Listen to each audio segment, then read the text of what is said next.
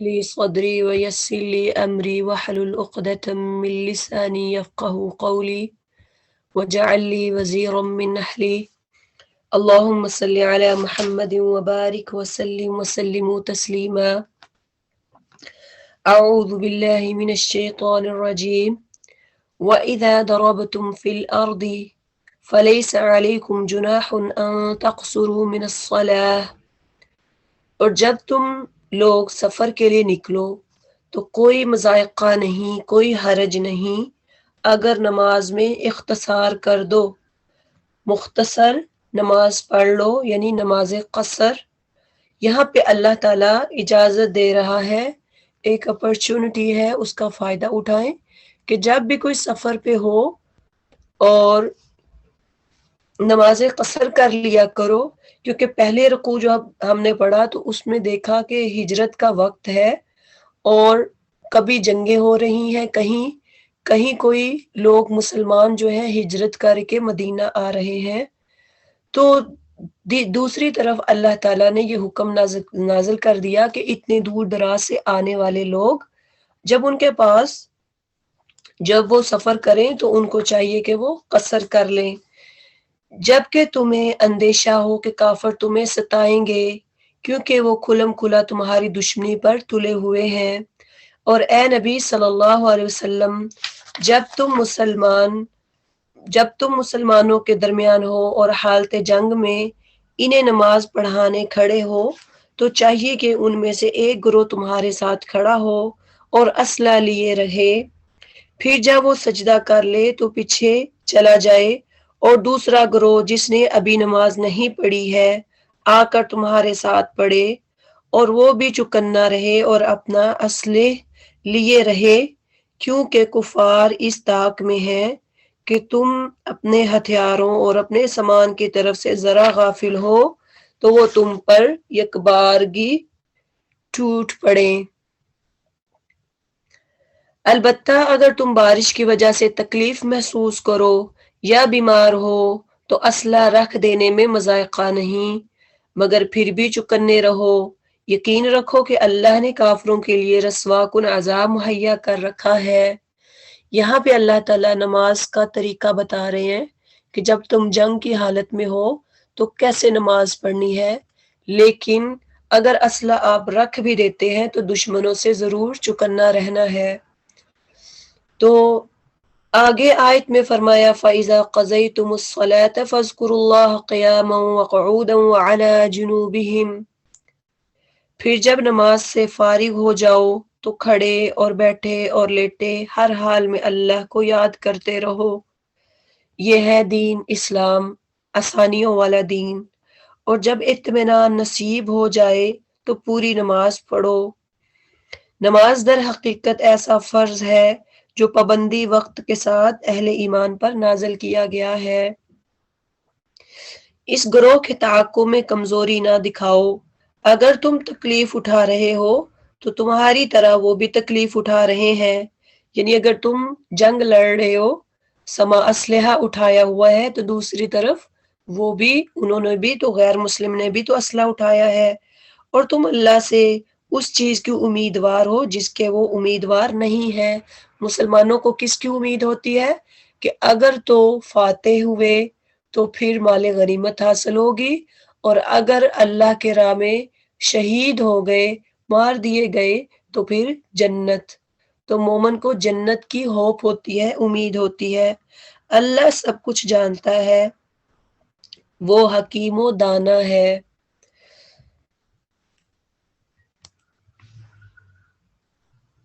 اے نبی صلی اللہ علیہ وسلم، ہم نے یہ کتاب حق کے ساتھ تمہاری طرف نازل کی ہے تاکہ جو راہ راست اللہ نے تمہیں دکھائی ہے اس کے مطابق لوگوں کے درمیان فیصلہ کرو۔ وَاسْتَغْفِرِ اللَّهَ إِنَّ اللَّهَ كَانَ غَفُورًا رَحِيمًا، اور اللہ سے معافی مانگو، اللہ سے درگزر کی درخواست کرو، وہ بڑا درگزر فرمانے والا اور رحیم ہے۔ جو لوگ اپنے نفس سے خیانت کرتے ہیں تم ان کی حمایت نہ کرو، اللہ کو ایسا شخص پسند نہیں جو خیانت کار اور معصیت پیشہ ہو۔ یہ لوگ انسانوں سے اپنی حرکات چھپا سکتے ہیں مگر خدا سے نہیں چھپا سکتے۔ وہ تو اس وقت بھی ان کے ساتھ ہوتا ہے جب یہ راتوں کو چھپ کر اس کی مرضی کے خلاف مشورے کرتے ہیں۔ ان کے سارے اعمال پر اللہ محیط ہے۔ ہاں تم لوگوں نے ان مجرموں کی طرف سے دنیا کی زندگی میں تو جھگڑا کر لیا، مگر قیامت کے روز ان کی طرف سے کون جھگڑا کرے گا؟ آخر وہ کون ان کا وکیل ہوگا؟ اگر کوئی شخص برا فعل کر گزرے یا اپنے نفس پر ظلم کر لے اور اس کے بعد اللہ سے درگزر کی درخواست کرے تو اللہ تعالی غفور اور رحیم، اللہ غفور درگزر کرنے والا اور رحیم ہے۔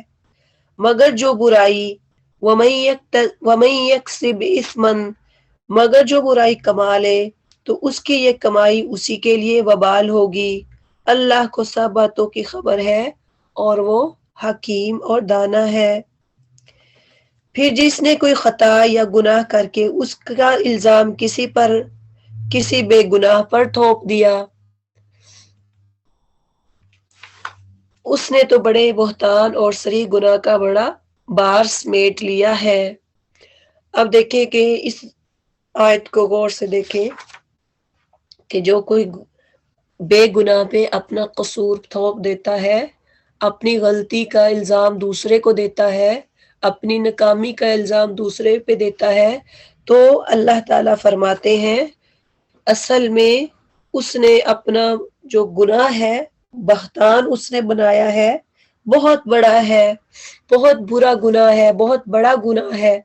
تو اس لیے کسی پہ الزام لگانے سے پہلے، کسی پہ بہتان لگانے سے پہلے دیکھ لیں کہ اتنا بڑا گناہ ہے الزام اور بہتان بازی۔ انشاءاللہ آپ سورہ نور میں اور سورہ احزاب میں اس کے بارے میں پڑھیں گے۔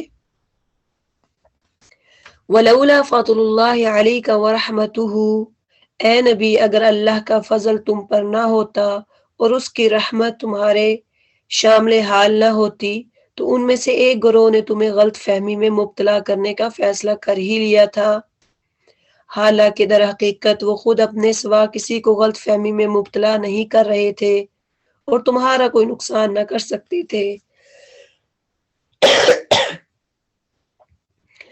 اللہ تعالیٰ نے تم پر کتاب اور حکمت نازل کی ہے اور تم کو وہ کچھ بتایا ہے جو تمہیں معلوم نہ تھا، اور اس کا فضل تم پر بہت ہے۔ اب اس آیت میں اللہ تعالیٰ کیا کہہ رہے ہیں کہ غلط فہمی اگر کوئی کسی میں پیدا کرتا ہے تو گویا وہ اپنے ہی کو نقصان دے رہا ہے، اس سے کسی اور کو نقصان نہیں ہوگا۔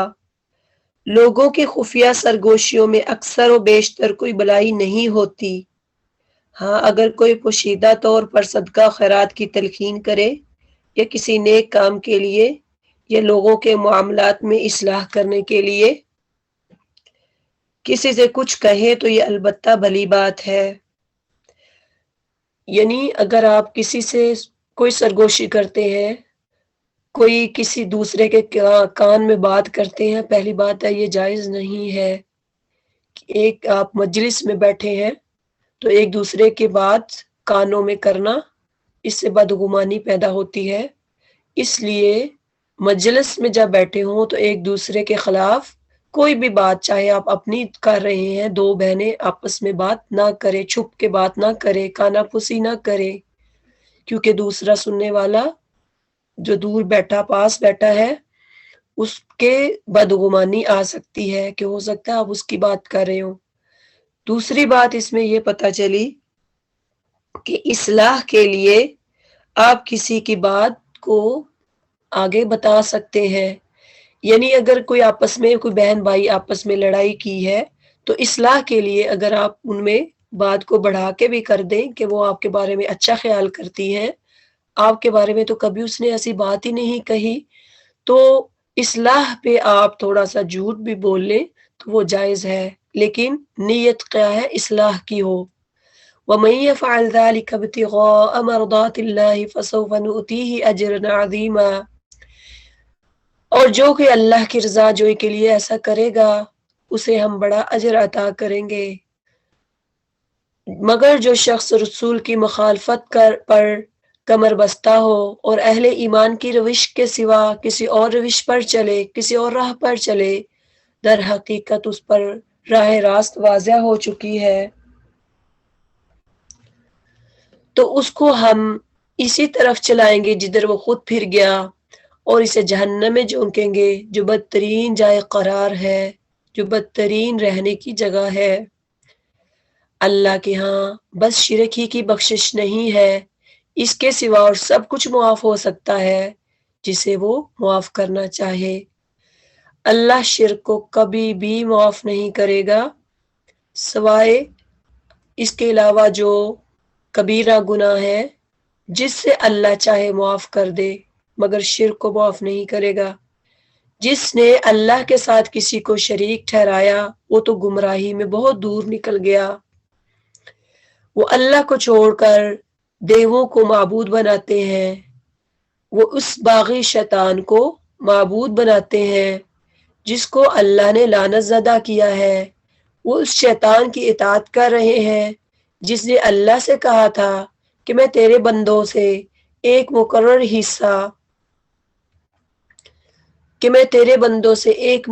حصہ نکال لوں گا،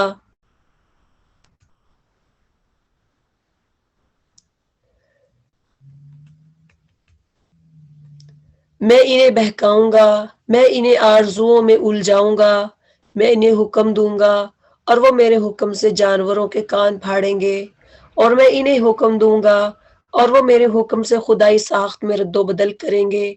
اس شیطان کو جس نے اللہ کی بجائے اپنا ولی و سرپرست بنا لیا وہ صریح نقصان میں پڑ گیا۔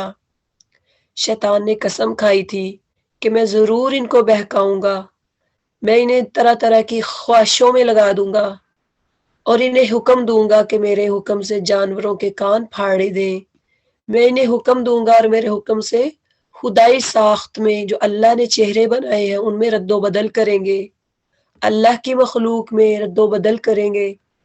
یہ سارے شیطانی ہتھ کنڈے ہیں، اللہ ہمیں ان سے محفوظ فرمائے۔ اور وہ ان لوگوں سے وعدہ کرتا ہے اور انہیں امیدیں دلاتا ہے، کوئی بھی کام آپ کریں جو شیطانی ہتھ کنڈا ہے، ہمیشہ وہ انسان کو لگتا ہے میں اچھا کام کر رہا ہوں، میں نیکی کا کام کر رہا ہوں، مگر شیطان کے سارے وعدے کیا ہیں؟ الا غرورا، فریب کے ہوتے ہیں اور کچھ بھی نہیں۔ ان لوگوں کا ٹھکانہ جہنم ہے جس سے خلاصی کی کوئی صورت یہ نہ پائیں گے، جو شیطان کے پیچھے چلیں گے وہ جہنم میں جائیں گے۔ رہے وہ لوگ جو ایمان لے آئے اور نیک عمل کیے تو انہیں ایسے باغوں میں داخل کریں گے جن کے نیچے نہریں بہتی ہوں گی، ایک طرف شیطانی چیلے، شیطان کے پیچھے چلنے والے، اور دوسری طرف جو رحمان کی بات مانتے ہیں، اللہ تعالیٰ ان کے لیے فرما رہے ہیں کہ ایسے باغوں میں داخل کریں گے جن کے نیچے نہریں بہتی ہوں گی اور وہ وہاں ہمیشہ ہمیشہ رہیں گے۔ اللہ کا سچا وعدہ ہے، اور اللہ سے بڑھ کر کوئی اپنی بات میں سچا ہوگا، اور اللہ سے بڑھ کر کون اپنی بات میں سچا ہوگا؟ یعنی اللہ جو ہے جو وعدہ کرتا ہے اس کو پورا کرے گا انشاءاللہ۔ تو اس امید کے ساتھ کہ ہم کوئی بھی نیکی کا کام کریں، اچھائی کا کام کریں، اللہ ضرور آخرت میں اس کا ہمیں اچھا بدلہ دے گا۔ انجام کا ارنا تمہاری آرزوؤں پر موقوف ہے، نہ اہل کتاب کی آرزوؤں پر، جو بھی برائی کرے گا اس کا پھل پائے گا، اور اللہ کے مقابلے میں اپنے لیے کوئی حامی و مددگار نہ پا سکے گا۔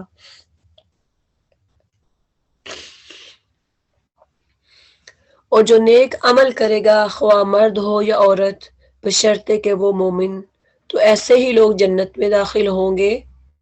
اب مرد اور عورت کوئی بھی عمل کرے دونوں جنت میں جائیں گے، دونوں کوئی بھی عمل کرے، اگر مرد نماز پڑھتا ہے تو اس کو بھی اتنا ہی ثواب ہے جتنا عورت پڑھتی ہے، مرد روزہ رکھتا ہے یا کوئی بھی نیکی کرتا ہے اس کو بھی اتنا ہی ثواب ملے گا جتنا کہ عورت نماز پڑھتی ہے اور نیکی کرتی ہے، ان کی ذرا برابر حق تلفی نہ ہونے پائے گی۔ اس شخص سے بہتر اور کس کا طریق زندگی ہو سکتا ہے جسے اللہ کے آگے سر تسلیم خم کر دیا اور اپنا رویہ نیک رکھا، واتبع ملت ابراہیم حنیفا، اور یکسو ہو کر ابراہیم کے طریقے کی پیروی کی، واتخذ اللہ ابراہیم خلیلا، ابراہیم کون ہے جس کو اللہ نے اپنا خلیل، اپنا دوست بنا لیا تھا۔ تو حدیث کا مفہوم ہے، آپ صلی اللہ علیہ وسلم نے فرمایا کہ اللہ تعالیٰ نے مجھے بھی اپنا دوست بنایا ہے، اور اگر دنیا میں میں کسی کو اپنا دوست بناتا تو وہ ابو بکر صدیق ہوتے۔ سبحان اللہ، تو کیسی دوستی ہے۔ تو جو کوئی ان کے راستے پہ چلے گا، جو ابراہیم کا راستہ ہے، اس میں شرک نہیں تھا، وہ شرک سے پاک، ایک دین کی طرف بلانے والے اللہ نے اس کو اپنا دوست بنایا۔ تو اگر میں اور آپ بھی شرک سے پاک راستے پہ چلیں گے تو اللہ کے ہم بھی قریب ہو سکتے ہیں۔ آسمانوں اور زمینوں میں جو کچھ ہے اللہ کا ہے، اور اللہ ہر چیز پر محیط ہے۔ لوگ تم سے عورتوں کے معاملے میں فتویٰ پوچھتے ہیں، کہو اللہ تمہیں ان کے معاملے میں فتویٰ دیتا ہے، اور ساتھ ہی وہ احکام بھی یاد دلاتا ہے جو پہلے سے تمہیں اس کتاب میں سنائے جا رہے ہیں، یعنی وہ احکام جو ان یتیم لڑکیوں کے متعلق ہے جن کے حق تم ادا نہیں کرتے۔ یتیم لڑکیوں کے حق کیا ہے، اور جن کے نکاح کرنے سے تم باز رہتے ہو، یعنی جب بالغ ہو جائیں، ان کو سچ حق بات کی سمجھ آ جائے تو پھر ان کی شادیاں کر دو۔ لیکن کچھ لوگ لالچ کی بنا پر شادی نہیں کرتے تھے کہ جب جوان ہوگے تو ہم خود شادی کریں گے۔ اور وہ احکام جو ان بچوں کے متعلق ہے، جو بیچارے کوئی زور نہیں رکھتے، جو کمزور اور معصوم ہے، اللہ تمہیں ہدایت کرتا ہے کہ یتیموں کے ساتھ انصاف پر قائم رہو۔ جو بھلائی تم کرو گے وہ اللہ کے علم سے چھپی نہ رہ پائے گی۔ تو یہاں پہ اللہ تعالیٰ ایک تو عورتوں کے ساتھ معاملات کرنے میں بتا رہے ہیں کہ عورتوں کے ساتھ کیسے معاملات کرنے ہیں، انصاف والے، اور دوسرا وہ یتیم بچیاں جب بالغ ہو جائیں ان کی شادیاں کر دینی چاہیے، یعنی اس ڈر سے تم نہ کرو۔ کچھ لوگ اس ڈر سے شادیاں نہیں کرتے تھے کہ جب یہ بالغ ہوں گے تو ہم خود ان سے شادیاں کریں گے تاکہ ان کا جو مال ہوگا وہ کہیں آگے نہ جائے، تو ایسا کرنا ناجائز ہے۔ جب کسی عورت کو اپنے شوہر سے بدسلوکی یا بے روحی کا خطرہ ہو تو کوئی مضائقہ نہیں۔ یہاں بھی نشوزن کا ذکر آیا ہے، ریبیلین۔ پہلے بھی ہم نے جب عورت کا ذکر آیا تھا کہ جب مرد کو خدشہ ہو کہ عورت نشوزہ ہے، بد کردار ہے، اس وقت بھی نشوزن کا ذکر آیا تھا، یہاں بھی نشوز کا ہے۔ جب کسی عورت کو اپنے شوہر سے بد سلوکی یعنی بد کردار یا بد چلنی کا اندیشہ ہو تو کوئی مضائقہ نہیں، اگر میاں اور بیوی کچھ حقوق کی کمی بیشی پر آپس میں صلح کر لیں۔ صلح جو ہے وہ بہتر ہے۔ یہاں پہ کہ جب مرد کا کریکٹر صحیح نہیں ہوگا تو آپس میں جب ان میں کوئی تلخیاں آ جائیں گی تو کمی بیشی کر کے کچھ لے دے کے آپس میں صلح کر لیں، صلح بہتر ہے۔ نفس تنگ دلی کی طرف مائل ہو جاتے ہیں، لیکن اگر تم لوگ احسان سے پیش آؤ اور خدا ترسی سے کام لو تو یقین رکھو کہ اللہ تمہارے اس طرز عمل سے بے خبر نہ ہوگا۔ اگر تم کوئی نیکی کرو گے اور اللہ سے ڈرتے رہو گے، بیوی کے ساتھ اچھا سلوک کرو گے، بے حیائی سے باز آ جاؤ گے، تو پھر اللہ تعالیٰ جانے گا، اللہ کو بہتر معلوم ہے کہ اس کا کریکٹر اب کیسا ہے۔ بیویوں کے درمیان پورا عدل کرنا تمہارے بس میں نہیں ہے۔ یہ اس وقت ہے کہ جب ایک سے زیادہ بیویاں ہوں، تم چاہو بھی تو اس پر قادر نہیں ہو سکتے۔ یہ معاملہ یعنی کہ تم بیویوں پہ عدل نہیں کر سکتے، تمہارے بس میں بات نہیں. یہ معاملہ کیا ہے؟ دولت کا نہیں، مال کا نہیں، یا کپڑوں کا نہیں کہ ایک سوٹ تم نہیں اس کو دے سکتے، یا دوسری کو دیا تو تیسری کو تم نہیں دے سکتے. ایسا نہیں ہے. جو میٹیریل تھنگز ہے اس میں تم یہ کر سکتے ہو، عدل کر سکتے ہو. ایک کو اگر آپ نے سونے کا سیٹ لے کے دیا تو دوسرے کو لے کے دے سکتے ہو، تبھی تو عدل ہوگا، تبھی تو انصاف ہوگا. ایک کو اگر اچھا جوڑا لے کے دیا تو دوسرے کو بھی لے کے دو، تیسری کو بھی لے کے دو. یہی عدل کا تقاضا ہے، یہی شریعت کا تقاضا ہے. یہاں پہ جو بات ہو رہی ہے وہ دل کی بات ہے کہ دل جو ہے، دل کے معاملات اللہ کے پاس ہے.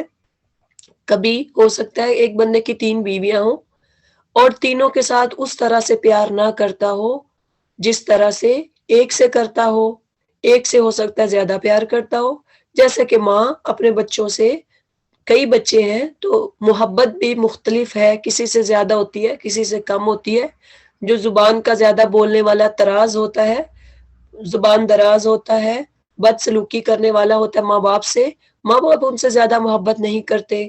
لیکن ماں باپ کا جھکاؤ، ماں کا جھکاؤ زیادہ ایسے بچے کی طرف ہوتا ہے جو ماں کے قریب ہو، جو ماں سے زیادہ محبت کرے، اس کی فرما برداری کرے. اسی طرح عورت جو زیادہ مرد کا ساتھ اچھا سلوک کرے، صحیح طرح سے رہے. ہو سکتا ہے مرد کا رجحان زیادہ، دل کا جو معاملہ ہے وہ زیادہ محبت اس سے ہو. یہاں محبت دلی محبت ہے. لہٰذا قانون الہی کا منشا پورا کرنے کے لیے یہ کافی ہے کہ ایک بیوی کی طرف اس طرح نہ جھک جاؤ کہ دوسری کو ادھر لٹکا چھوڑ دو. یہ نہیں ہے کہ ایک کو پاکستان کے کسی کونے میں رکھا ہوا ہے اور دوسری کو اپنے ساتھ رکھا ہے. ایسا کرنا غلط ہے. یا ایک کو گاؤں میں رکھا ہے اور دوسری کو شہر میں رکھا ہوا ہے. یہ چیزیں ساری تم کر سکتے ہو اگر تم اپنا طرز عمل درست رکھو اور اللہ سے ڈرتے رہو تو اللہ چشم پوشی کرنے والا اور رحم فرمانے والا ہے. لیکن اگر زوجین ایک دوسرے سے الگ ہو جائیں، میاں بیوی الگ ہو جائیں، تو اللہ اپنی وسیع قدرت سے ہر ایک کو دوسرے کی محتاجی سے بے نیاز کر دے گا. دیکھیے اللہ جب بیوی اگر عورت جب شادی شدہ نہیں ہوتی تو وہ کہاں سے کھاتی پیتی ہے؟ تبھی اس کا رزق کا معاملہ اللہ کے پاس ہوتا ہے. تو یہاں بھی اللہ کہہ رہے ہیں کہ اگر بیوی الگ ہو جاتی ہے تو رزق اللہ کے ہاتھ میں ہے. کئی بیویاں ایسی ہوتی ہیں کہ مرد اتنا ظلم کرتے رہتے ہیں، ظلم ڈالتے رہتے ہیں، صرف وہ کہتی ہے میں نے تیرا نام ہی میرا نام ہی تیرے ساتھ جڑا رہے، بس مجھے اتنا ہی کافی ہے. اس کو چاہے کھانے کو دے نہ دے، اس کے اولاد کو پوچھے نہ پوچھے، لیکن وہ صرف ایک نکاح کے بندھن میں رہنے کی وجہ سے کہ مجھے نام ہی کافی ہے تو وہ اس کے ساتھ ساری عمر ذلت میں، مظلومیت میں گزار دیتی ہے. اللہ کو ایسا انصاف پسند نہیں ہے، ایسی چیزیں پسند نہیں ہے. اللہ کہتے ہیں کہ اگر تم الگ ہو جاؤ تو روزی کا معاملہ اللہ کے ہاتھ میں ہے. وَكَانَ اللَّهُ وَاسِعًا حَكِيمًا. اور اللہ کا دامن بہت کشادہ ہے اور وہ دانا و بینا ہے. وَلِلَّهِ مَا فِي السَّمَاوَاتِ وَمَا فِي الْأَرْضِ. اور آسمانوں اور زمینوں میں جو کچھ ہے سب اللہ ہی کا ہے. تم سے پہلے جن کو ہم نے کتاب دی تھی انہیں بھی یہی ہدایت کی تھی اور اب تم کو بھی یہی ہدایت کرتے ہیں کہ خدا سے ڈرتے رہو، کام کرو. لیکن اگر تم نہیں مانتے تو نہ مانو. آسمانوں زمینوں کی ساری چیزوں کا مالک اللہ ہی ہے اور وہ بے نیاز ہے، ہر تعریف کا مستحق ہے. اللہ ہی مالک ہے ان سب چیزوں کا جو آسمانوں میں ہے اور جو زمینوں میں ہے. وَكَفَى بِاللَّهِ وَكِيلًا. اور اللہ کارساز کے لیے بس وہی کافی ہے.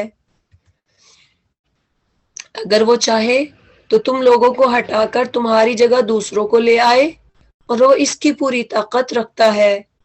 اگر انسان متکبر بنے اپنی ایگو میں کہ میں تو بس میں ہی ہوں، گناہ کرتا چلا جائے، اللہ کے قانون کی طرف نہ آئے، اللہ کی شریعت کو نہ مانے، تو اللہ تعالی تمہاری جگہ پہ کوئی اور لا سکتا ہے، تمہیں بدل سکتا ہے. اللہ کو متکبرانہ انداز پسند نہیں ہے. اللہ کے پاس کافی قدرت ہے. جو شخص محض ثواب دنیا کو کا طالب ہو اس سے معلوم ہونا چاہیے کہ اللہ کے پاس ثواب دنیا بھی ہے اور ثواب آخرت بھی. یعنی جو بندہ دنیا کا ارادہ کرتا ہے کہ مجھے صرف دنیا مل جائے، اللہ کے پاس دنیا بھی اور آخرت بھی، اور اللہ سمیع اور بصیر ہے، اللہ سننے والا دیکھنے والا ہے. تو دنیا خالی نہیں مانگنی، دنیا کے ساتھ جب آخرت آپ مانگو گے تو دنیا خود ہی مل جائے گی. اے لوگو جو ایمان لائے ہو، انصاف کے علمدار اور خدا واسطے کے گواہ بنو، اگرچہ تمہارے پاس تمہارے انصاف اور تمہاری گواہی کی از خود تمہاری اپنی ذات پر یا تمہارے والدین اور رشتہ داروں پر ہی کیوں نہ پڑی ہو.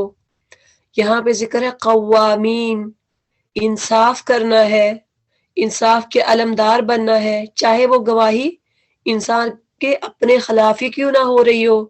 فریق معاملہ خواہ مالدار ہو یا غریب، گواہی پھر بھی حق کی دینی ہے.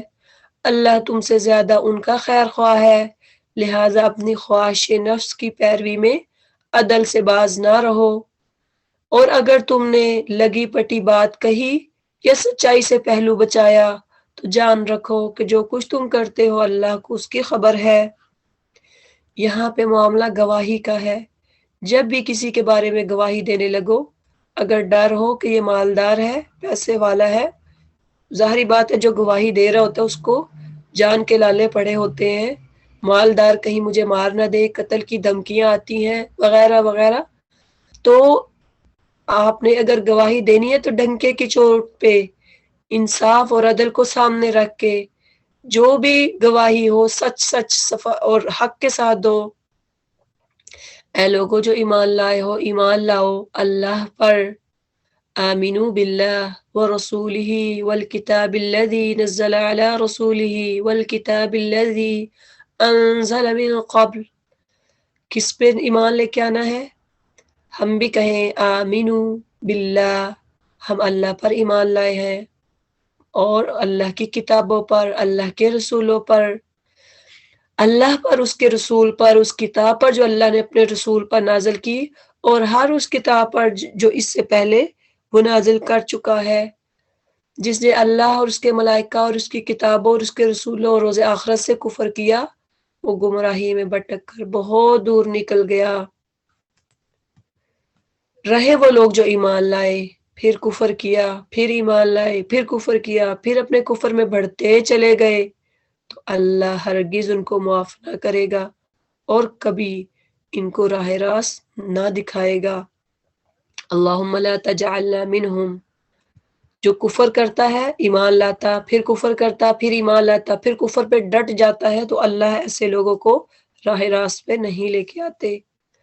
اور جو منافق اہل ایمان کو چھوڑ کر کافروں کو اپنا رفیق بناتے ہیں، انہیں یہ خوشخبری سنا دو کہ بِأَنَّ لَهُمْ عَذَابًا أَلِيمًا، کہ ان کے لیے دردناک عذاب تیار ہے.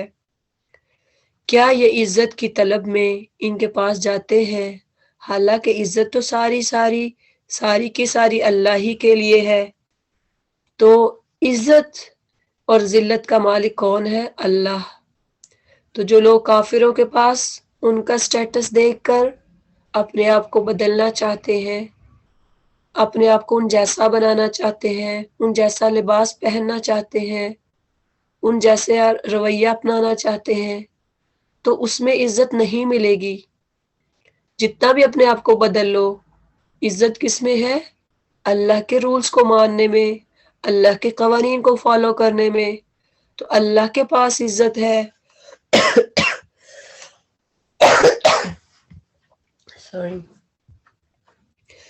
اللہ اس کتاب میں تم کو پہلے ہی حکم دے چکا ہے کہ جہاں تم سنو کہ اللہ کی آیات کے خلاف کفر بکا جا رہا ہے اور ان کا مذاق اڑایا جا رہا ہے، وہاں نہ بیٹھو. جہاں پہ اللہ کے خلاف باتیں ہوں، کفر کی باتیں ہوں، اسلام کے خلاف کفر کا مذاق اڑایا جا رہا ہو، اسلام کا مذاق اڑایا جا رہا ہو، وہاں نہ بیٹھو جب تک کہ لوگ کسی دوسری بات میں نہ لگ جائیں. اگر تم ایسا کرتے ہو تو تم بھی انہی کی طرح ہو.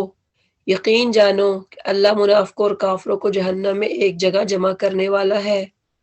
ایک دفعہ ویڈیو وائرل ہوئی تھی، ایک لڑکا نماز میں نقلیں اتار رہا ہے، تو یہ کیا ہے دین کا مذاق؟ جب ایسے لوگوں کے پاس ہو وہاں سے اٹھ جانا چاہیے، ایسی ویڈیو دیکھو ڈیلیٹ کر دینی چاہیے بجائے کہ اس کو شیئر کریں۔ اللہ اس کتاب میں تم کو پہلے ہی حکم دے چکا ہے کہ جہاں تم سنو کہ اللہ کی آیات کے خلاف کفر بھی کہا جا رہا ہے وہاں سے چلے جاؤ۔ یہ منافق تمہارے معاملے میں انتظار کر رہے ہیں کہ اونٹ کس کروٹ بیٹھتا ہے۔ اگر اللہ کی طرف سے فتح تمہاری ہوئی تو آ کر کہیں گے کہ کیا ہم تمہارے ساتھ نہ تھے؟ اگر کافروں کا پلہ بھاری رہا تو ان سے کہیں گے کہ کیا ہم تمہارے خلاف لڑنے پر قادر نہ تھے؟ اور پھر بھی ہم نے تم کو مسلمانوں سے بچایا۔ بس اللہ ہی تمہارے اور ان کے معاملے کا فیصلہ قیامت کے روز کرے گا، اور وہ اس فیصلے میں اللہ نے کافروں کے لیے مسلمانوں پر غالب آنے کی ہرگز کوئی سبیل نہیں رکھی۔ یہ منافق اللہ کے ساتھ دھوکہ بازی کر رہے ہیں، حالانکہ در حقیقت اللہ ہی نے انہیں دھوکے میں ڈال رکھا ہے۔ جب یہ نماز کے لیے اٹھتے ہیں تو کسمساتے ہوئے، مطلب کیا ہے؟ کسالہ، کاہلی کے ساتھ، سستی کے ساتھ، محض لوگوں کو دکھانے کی خاطر اٹھتے ہیں اور خدا کو کم ہی یاد کرتے ہیں۔ جب نماز کے لیے منافق اٹھتے ہیں تو نمازوں کا حال کیا ہے؟ کاہلی کے ساتھ یا ریاکاری کا ان کا ارادہ ہوتا ہے۔ تو اللہ تعالیٰ کیا کہتے ہیں؟ فویل للمصلین، لوگوں کے لیے ہلاکت ہے، ایسے نماز پڑھنے والوں کے لیے ہلاکت ہے جو نماز کاہلی کے ساتھ پڑھتے ہیں اور ریاکاری کے ساتھ پڑھتے ہیں۔ کفر ایمان کے درمیان ڈاواں ڈول ہے، نہ پورے اس طرف ہے نہ پورے اس طرف۔ جسے اللہ نے بھٹکا دیا ہو اس کے لیے تو تم کوئی راستہ نہیں پا سکتے۔ اے لوگو جو ایمان لائے ہو، مومنوں کو چھوڑ کر کافروں کو اپنا رفیق نہ بناؤ۔ کیا تم چاہتے ہو کہ اللہ کو اپنے خلاف صریح حجت دے دو؟ یقین جانو کہ منافق جہنم کے سب سے نچلے طبقے میں جائیں گے، اور تم کسی کو ان کا مددگار نہ پاؤ گے۔ اب منافقوں کا ذکر ہے کہ جو منافق ہے ان کا درجہ جہنم کے سب سے نچلے طبقے میں ہوگا۔ تو یہاں پہ اگر کوئی منافق توبہ کرتا ہے وہ اس سے ہٹ کر ہے، البتہ جو ان سے تائب ہو جائیں، الا الذین تابوا واصلحوا، اور اپنے طرز عمل کی اصلاح کر لیں، اپنے آپ کو سنوار لیں، یعنی منافقت سے دور ہو جائیں، ہٹ جائیں، تو ایسے لوگ، اور ساتھ فرمایا وَأَخْلَصُوا دِينَهُمْ لِلَّهِ، اور اپنے آپ کو خالص اللہ کے لیے، خالص دین کے لیے کر لیں، فَأُولَئِكَ مَعَ الْمُؤْمِنِينَ، تو ایسے لوگ مومنوں کے ساتھ ہیں، اور اللہ مومنوں کو ضرور اجر عظیم عطا فرمائے گا۔ آخر اللہ کو کیا پڑی ہے کہ تمہیں خواہ مخواہ سزا دے؟ اللہ کو کیا ہے کہ اللہ ایسے ہی سزا دے دے؟ اگر تم شکر گزار بنتے رہو، یعنی اگر انسان شکر کرتا رہتا ہے، اللہ پہ ایمان لاتا ہے، تو اللہ کو کیا ضرورت ہے کہ وہ سزا دے؟ وَكَانَ اللَّهُ شَاكِرًا عَلِيمًا، اللہ بڑا قدردان ہے، جو اس کے راستے پہ آتا ہے، جو اس کے دین پہ چلتا ہے، اللہ قدر کرتا ہے اور سب کے حال سے واقف ہے۔ تو یہاں پہ ایک سبق ہے ہمارے لیے کہ اللہ کا شکر ادا کرے، تھوڑی نعمت سے اللہ کا شکر ادا کیا کرے، جو اس نے دیا جتنے میں رکھا الحمدللہ، اللہ پہ پورا ایمان لے کر آئیں کہ جتنا بھی دیا ہے یہ اللہ کی طرف سے ہے، اللہ پہ ایمان لائیں۔ اللہ اس کو پسند نہیں کرتا کہ آدمی بدگوئی پر زبان کھولے، الا یہ کہ کسی پر ظلم کیا گیا ہو۔ اب اس آیت میں کوئی بھی اللہ کو ایسا بندہ پسند نہیں ہے۔ یہ ہمارا چھٹا سپارہ سٹارٹ ہو گیا ہے کہ لا يحب اللہ الجہر بالسوء من القول الا من ظلم، اللہ کو ایسا بندہ پسند نہیں کہ آدمی بدگوئی پر زبان کھولے، اپنی ہی بدگوئی پر، اپنے ہی کسی قول پر زبان کھولے، یا یہ کہ کسی پر ظلم کیا گیا ہو، الا یہ اللہ سب کچھ سننے اور جاننے والا ہے۔ پیچھے ہم نے نفاق کے بارے میں پڑھا، تو ہر بیماری کا علاج ہے، اسی طرح سے نفاق، یہ دلوں میں نفاق بیماری ہوتی ہے، اس کا علاج بھی اللہ نے دے دیا، اور وہ کیا ہے؟ اصلاح، توبہ اور پکا سچا دین پہ آ جانا، یہ اللہ نے علاج بتایا۔ اور اس کے ساتھ یہاں پہ اللہ تعالیٰ نے بتایا کہ اپنی کوئی بھی برائی دوسروں کو نہیں بتانی چاہیے۔ مثلاً کوئی بہن کہے میں کیسے نماز پڑھوں، میرا تو نماز میں دل ہی نہیں لگتا، یا نماز مجھ سے پڑھی نہیں جاتی، کیا کروں؟ یعنی آپ اپنے بارے میں بتا رہے ہیں کہ میں نماز نہیں پڑھ سکتی، میں کیسے نماز پڑھوں، نماز کے بارے میں ہیلے بہانے، میں پردہ نہیں کر سکتی، پتہ نہیں یہ کیسے پردہ کرتی ہیں، پتہ نہیں فلاں کیسے کر لیتی ہے، میرا تو سانس گھٹتا ہے۔ اپنی برائی آپ دوسروں کو بتا رہے ہیں، اپنی خامیاں آپ دوسروں کو بتا رہے ہیں، تو اس طرح سے کرنا منع ہے۔ میں تو چغلی سے باز ہی نہیں آ سکتی، غیبت سے میرے سے رکا ہی نہیں جا سکتا۔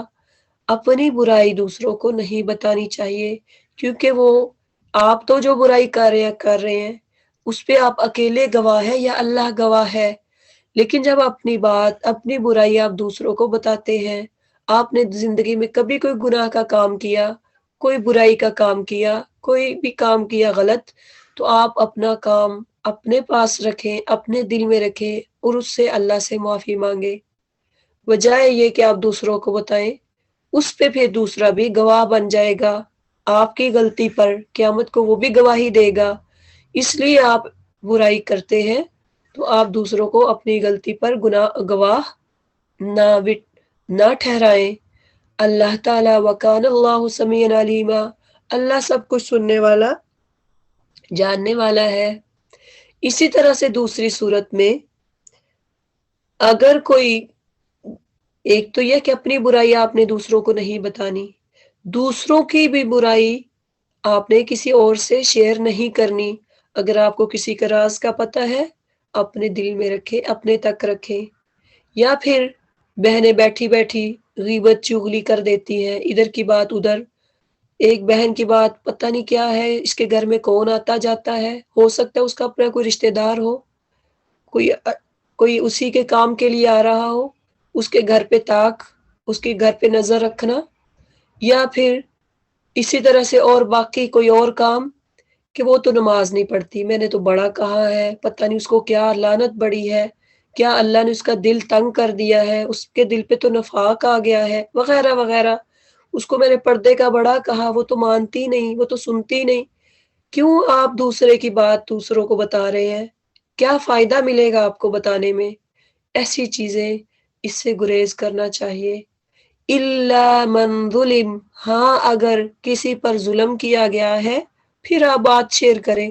مثلا اگر کوئی برائی سرعام ہے، کوئی گناہ سرعام ہے، کوئی غلطی سرعام کر رہا ہے، تو اس کا آپ دوسروں کو بتا سکتے ہیں۔ میڈیا پہ ہے کوئی غلطی، کوئی گناہ، آپ اس کو دوسروں کو بتائیں۔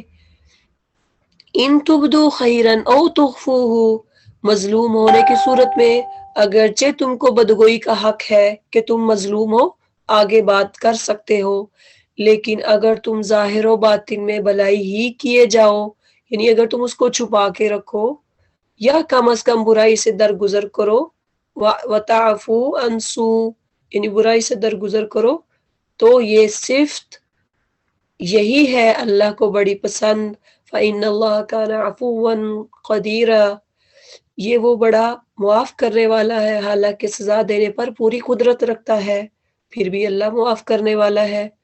اگر کوئی برائی آپ کرتے ہیں یا کوئی کرتا ہے تو اس کو اپنے دل میں رکھیں، اس کو چھپائیں، اور جب آپ چھپاتے ہیں اللہ قادر ہے کہ وہ اس پہ پکڑ لے آپ کو، لیکن جب آپ توبہ کریں گے، معافی مانگیں گے تو اللہ عفو ہے، اللہ قدرت رکھتا ہے، اللہ معاف کرنے والا ہے، اللہ معافی کو پسند کرتا ہے۔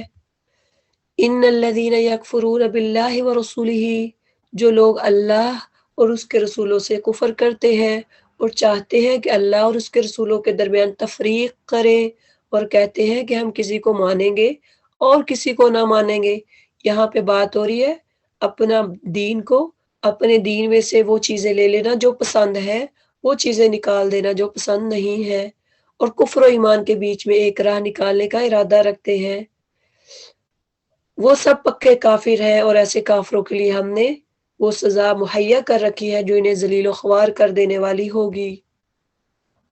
بخلاف اس کے جو لوگ اللہ اور اس کے تمام رسولوں کو مانے اور ان کے درمیان تفریق نہ کریں، ان کو ہم ضرور ان کے اجر عطا کریں گے، اور اللہ بڑا درگزر کرنے والا اور رحم کرنے والا ہے۔ یہ اہل کتاب اگر آج تم سے مطالبہ کر رہے ہیں کہ تم آسمان سے کوئی تحریر ان پر نازل کراؤ، تو اس سے بڑھ چڑھ کر مجرمانہ مطالبے یہ پہلے موسیٰ علیہ السلام سے کر چکے ہیں۔ اس سے تو انہوں نے کہا تھا ہمیں خدا کو اعلانیہ دکھا دو، اور اسی سرکشی کی وجہ سے یکا ان پر بجلی ٹوٹ پڑی تھی، پھر انہوں نے بچڑے کو اپنا معبود بنا لیا، یعنی بنی اسرائیل نے معبود بنا لیا، حالانکہ یہ کھلی کھلی نشانیاں دیکھ چکے تھے۔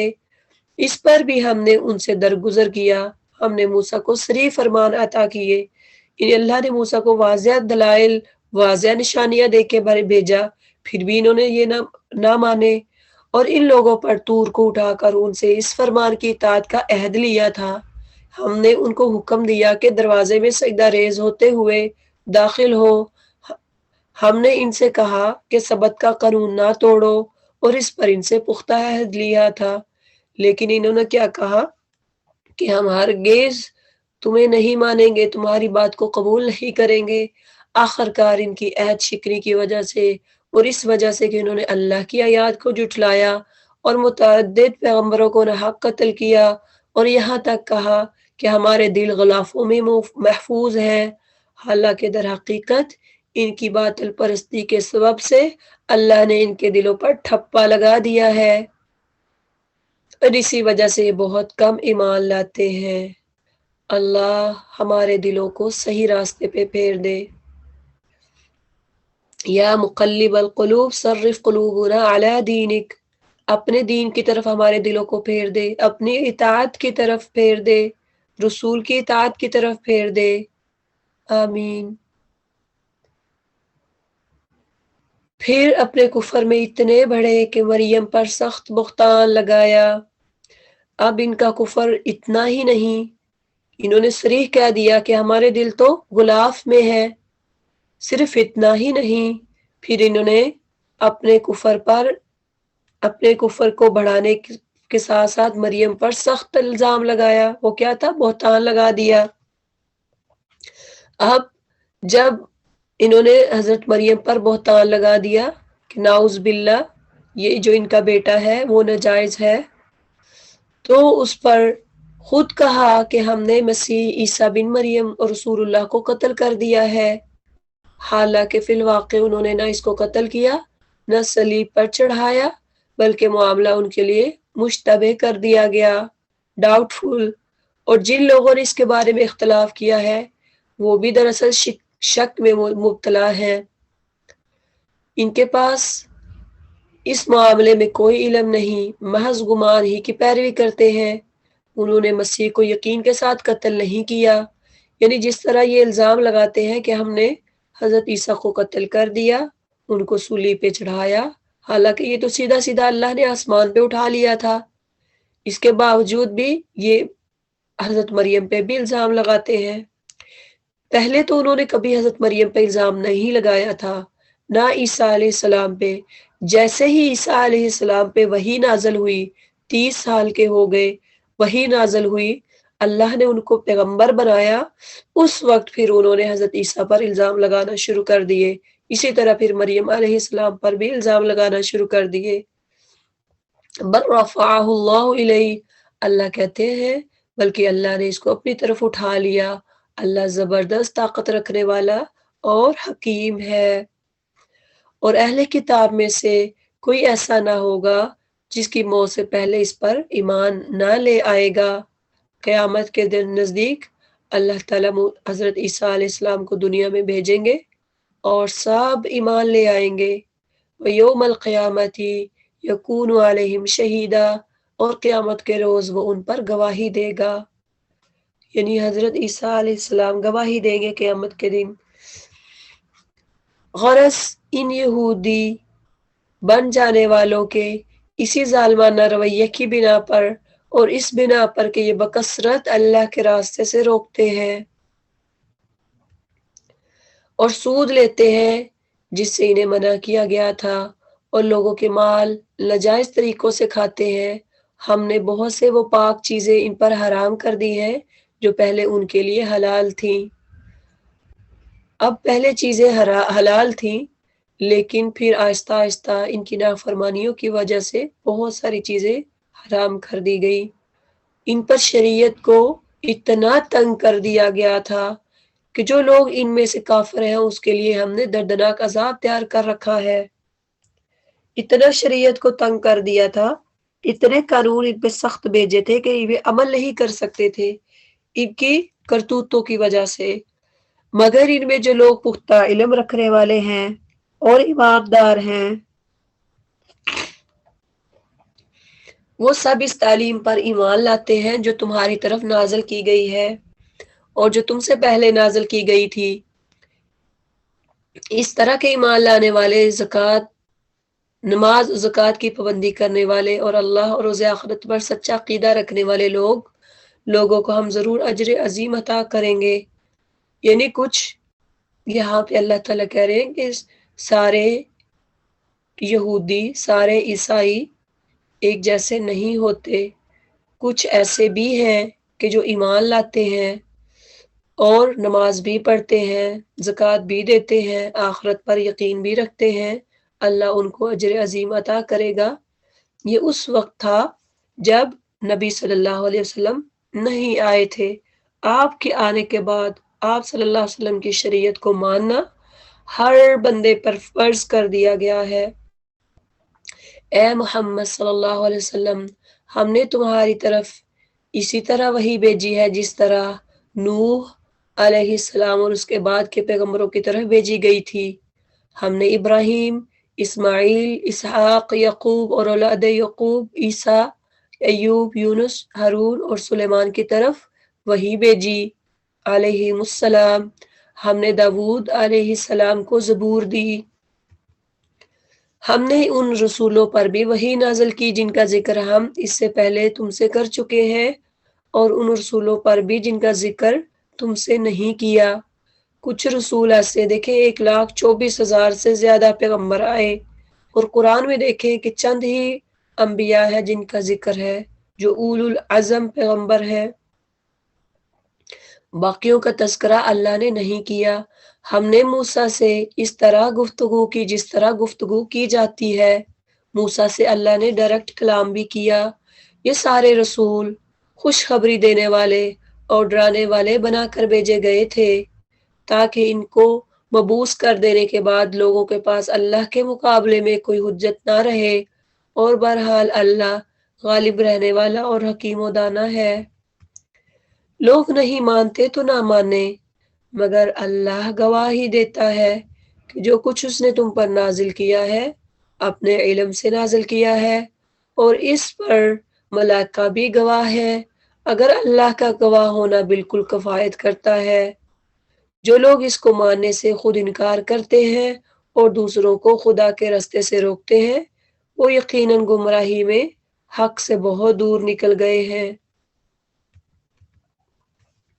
اس طرح جن لوگوں نے کفر و بغاوت کا طریقہ اختیار کیا اور ظلم و ستم پر اتر آئے، اللہ ان کو ہرگز معاف نہ کرے گا اور انہیں کوئی راستہ بجز جہنم کے راستے کے نہ دکھائے گا جس میں وہ ہمیشہ رہیں گے۔ اللہ کے لیے یہ کام مشکل نہیں ہے۔ اللہ کسی کو جہنم دے اللہ کے لیے مشکل نہیں ہے۔ لوگو، یہ رسول تمہارے پاس تمہارے رب کی طرف سے لے کر آیا ایمان لے آؤ تمہارے ہی لیے بہتر ہے، اور اگر انکار کرتے رہو تو جان لو کہ آسمانوں اور زمین میں جو کچھ ہے سب اللہ کا ہے۔ وَكَانَ اللَّهُ عَلِيمًا حَكِيمًا، اور اللہ تعالیٰ علیم ہے اور حکمت والا ہے۔ اے اہل کتاب اپنے دین میں غلو نہ کرو، غلو کا مطلب حد سے نہ بڑھو، اور اللہ کی طرف سے کوئی بات منسوب نہ کرو۔ مسیح عیسیٰ بن مریم اس کے سوا کچھ نہ تھا کہ اللہ کا ایک رسول تھا اور ایک فرمان تھا۔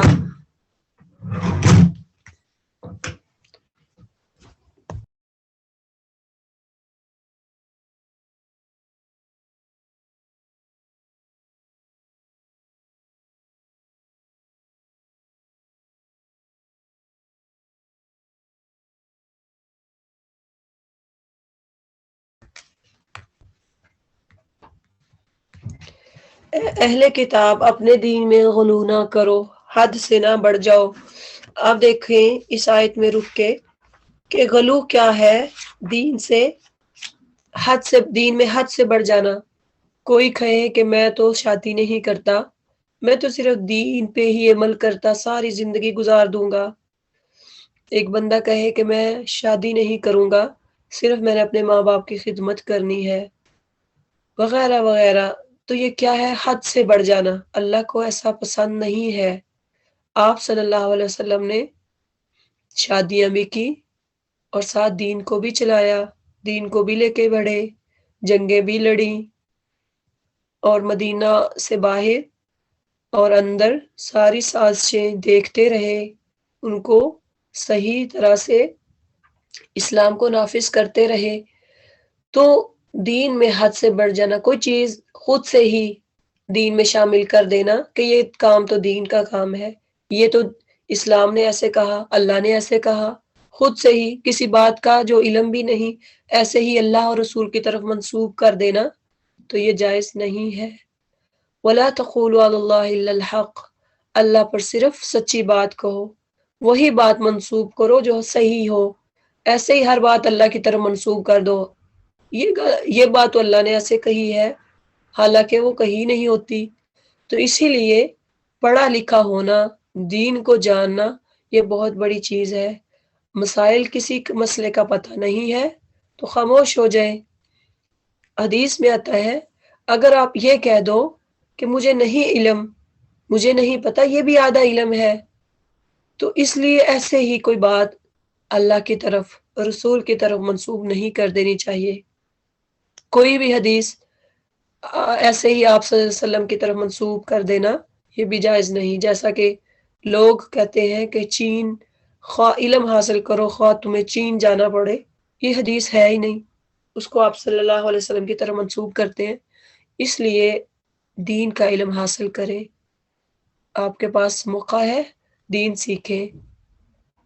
مسیح عیسیٰ بن مریم اس کے سوا کچھ نہ تھا کہ اللہ کا ایک رسول تھا اور ایک فرمان تھا جو اللہ نے مریم کی طرف بھیجا، اور ایک روح تھی اللہ کی طرف سے جس نے مریم کے رحم میں بچے کی شکل اختیار کی۔ پس تم اللہ اور اس کے رسولوں پر ایمان لاؤ اور نہ کہو کہ تین ہے، باز آ جاؤ، یہ تمہارے لیے بہتر ہے۔ اللہ تو بس ایک ہی خدا ہے، وہ بالا تر ہے اس سے کہ کوئی بیٹا ہو، اللہ کا کوئی بیٹا نہیں، لم یلد ولم یولد ولم یکن لہ کفوا احد۔ زمین اور آسمانوں کی ساری چیزیں اس کے ملک میں ہیں، اللہ کے ہاتھ میں ہے زمینوں اور آسمانوں کی ساری چیزیں، اور ان کی کفالت و خبرگیری کے لیے بس وہی کافی ہے، اللہ ہی کافی ہے۔ اللہ کو کسی شریک کی، کسی بندے کی ضرورت نہیں کہ وہ زمین و آسمان کو دیکھے، اس کا نظام چلائے، اللہ کافی ہے۔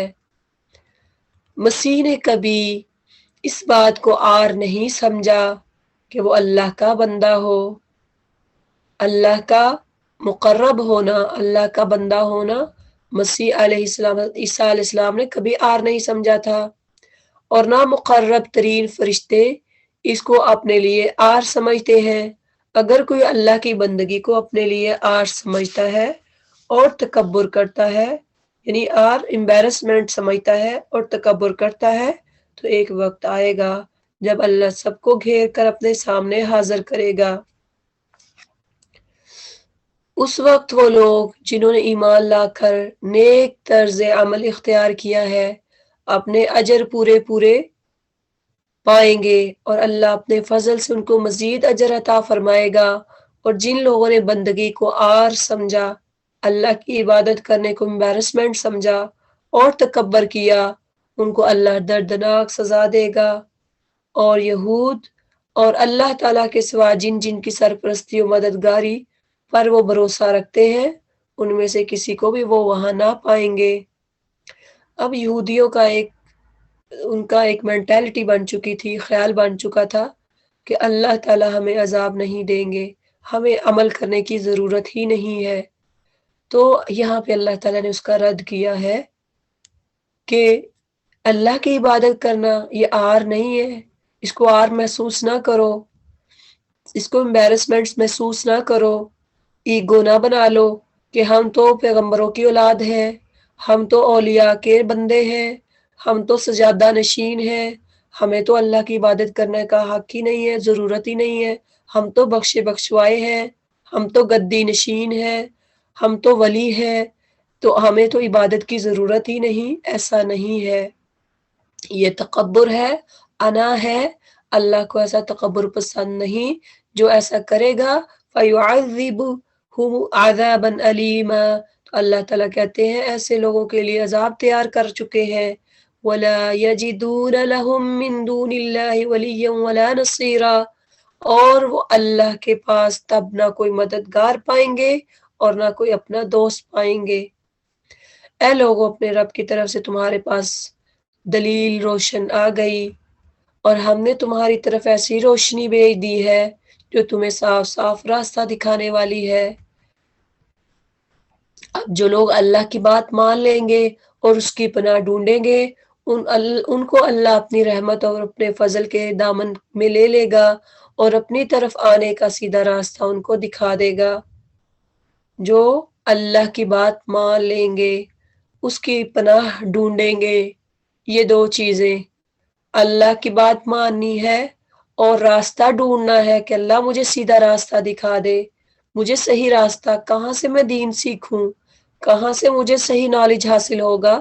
جب اللہ کی پناہ میں آپ آ جائیں گے تو اللہ اپنی رحمت میں، اللہ آپ کو اپنی رحمت میں لے لے گا، اپنے فضل میں لے لے گا، اپنے فضل کے دامن میں لپیٹ لے گا، اور پھر وہ راستہ جو ہم نے مانگا تھا اللہ سے، صراط مستقیم سورۃ فاتحہ میں، وہ ہمیں عطا فرمائے گا۔ یستفتونک، لوگ تم سے کلالہ کے معاملے میں فتویٰ پوچھتے ہیں، سوال کرتے ہیں، کہو اللہ تمہیں فتویٰ دیتا ہے اگر کوئی شخص بے اولاد مر جائے اور اس کی ایک بہن ہو تو وہ اس کے ترکے میں سے نصف پائے گا، تو اس کے ترکے میں سے نصف پائے گی، اور اگر بہن بے اولاد مرے تو بھائی اس کا وارث ہوگا۔ اگر میت کی وارث وہ دو بہنیں ہوں تو وہ ترکے میں سے 2/3 کی حقدار ہوں گی، 1/3۔ اگر کئی بھائی بہنیں ہوں تو عورتوں کا 1/2 اور مردوں کا دوسرا حصہ ہوگا، یعنی عورتوں کا 2 حصے ہوں گے اور مرد کا دوہرا ہوگا، ایک حصہ عورت کا ہوگا اور 2 حصے مرد کے ہوں گے۔